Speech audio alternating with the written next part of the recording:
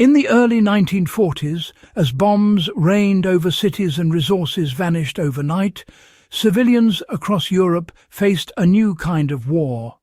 Not just one fought with weapons, but with weather, decay and deprivation.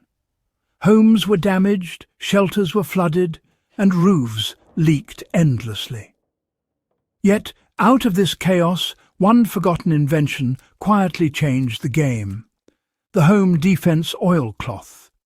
This simple hand-treated fabric could turn ordinary walls, tents and shelters into waterproof barriers that lasted through rain, wind and even the harsh winter damp. It wasn't fancy, it wasn't expensive, but it was ingenious, a wartime innovation that blended necessity with practicality. And today, its principle still applies for anyone interested in historical restoration, off-grid living, or survival prepping. Let's uncover how this unassuming oil-treated cloth became one of the most underrated tools of home defense during War II.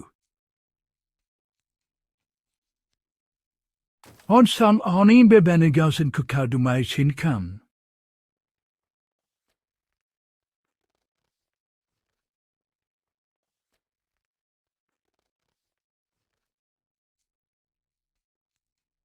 Maragindan. The oilcloth began as a household necessity long before the war. Long before WWII, oilcloth had been a staple in homes, workshops and seafaring vessels.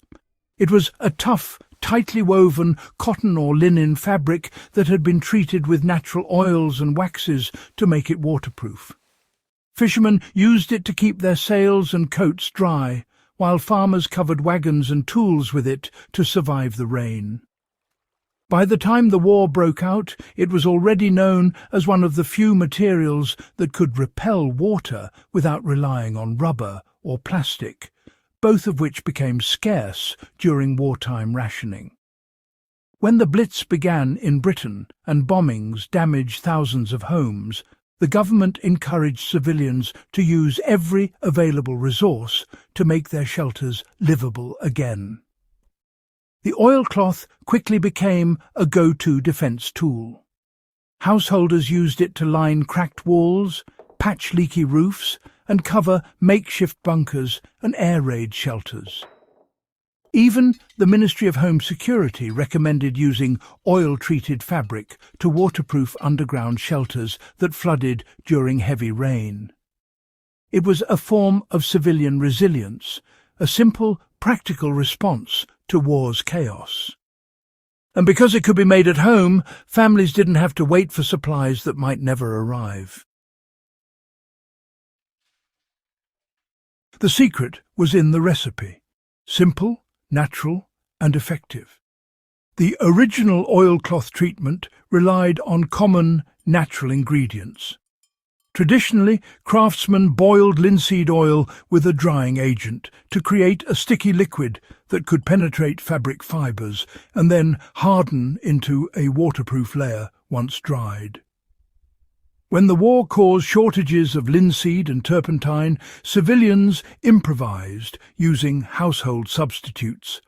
Leftover paint oils, beeswax and even animal fat mixed with soot to make a darker, more durable finish. The process itself was straightforward but required patience. First, the fabric had to be tightly woven. Cotton canvas or linen worked best. It was stretched out flat. Then the oil mixture was brushed or rubbed evenly into both sides. The cloth was hung outdoors or in a ventilated shed for several days, sometimes weeks, to cure. As it dried, the fibres bonded with the oil, forming a semi-rigid waterproof surface that could repel moisture while still being flexible enough to fold or hang. The result was remarkable. Once treated, the oilcloth could withstand heavy rain, prevent damp walls from absorbing water, and even act as an insulating barrier in drafty shelters. Some households used it as makeshift wallpaper, while others nailed it over window frames to block cold air and rain. It was DIY wartime engineering at its best, low-tech but highly functional. The oilcloth was more than just waterproof. It was a survival tool, you know. During the height of the war, people found creative uses for oilcloth far beyond mere wall protection. Air raid wardens and emergency repair crews used it to seal broken windows, cover damaged roofs, and keep vital equipment dry. Farmers used it to protect grain stores and hay from the relentless elements. Coastal defences employed large oil-treated sheets to cover sandbags and camouflage supplies against moisture damage.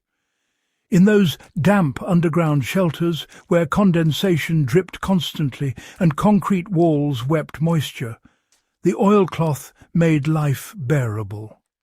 A single sheet stretched along the wall could keep bedding dry and prevent the damp chill that caused respiratory illnesses. In many recorded cases, people even fashioned ponchos and floor mats out of spare pieces, turning every inch of fabric into something useful. The real genius of the oilcloth wasn't just that it worked. It was that anyone could make it. Families who followed wartime self-reliance pamphlets learned to treat old bedsheets, flour sacks and tablecloths with homemade mixtures. They recycled what they had, and through necessity rediscovered an old-world craft that blended chemistry, thrift, and survival. Now, for modern survivalists or off-grid builders, the same principle still applies. The oilcloth method remains one of the simplest, most sustainable ways to waterproof fabric or walls without relying on synthetic coatings. To replicate it, start with a dense, natural fabric like cotton canvas or linen. Warm a mix of boiled linseed oil and beeswax in a metal container until, it reaches a liquid consistency. Roughly 1 part wax to 4 parts oil works well. Brush this mixture evenly onto both sides of the fabric while it's stretched taut. Hang it to dry in a warm, well-ventilated area for several days. Once cured, you'll have a tough, weatherproof cloth that resists rain, mildew, and even mild abrasion. This method can be used to waterproof tents, tarps, or even small outbuildings. A modern variation involves adding a few drops of pine tar or turpentine to improve flexibility and resistance to mold. For practical use, consider making wall panels or coverings for outdoor shelters using this technique, just as wartime families did. It's durable, renewable, and requires no electricity or plastics. The oilcloth's legacy reminds us that true defence starts at home.